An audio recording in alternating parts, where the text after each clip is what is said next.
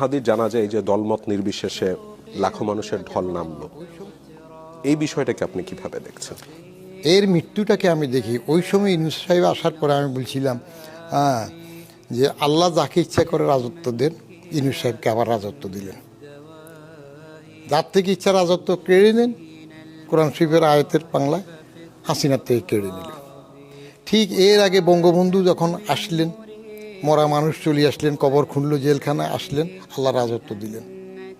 তারপরে যা ঘটল তার কয়েক বছরের মধ্যে মাত্র অজনপ্রিয় হতে হতে শেষ পর্যন্ত আল্লাহ রাজত্ব কেড়ে নিলেন। ন্যাচারাল জাস্টিসে পরে আবার জিয়াউর রহমান সাহেব আসলেন, আল্লাহ রাজত্ব দিলেন, একটা প্রাকৃতিক প্রতিশোধ হইল, তিনিও চলে গেলেন। এগুলা ঘটতেছে। ঠিক এর মৃত্যুটা যেটা হইল হাদির, অত্যন্ত দুঃখজনক মৃত্যু।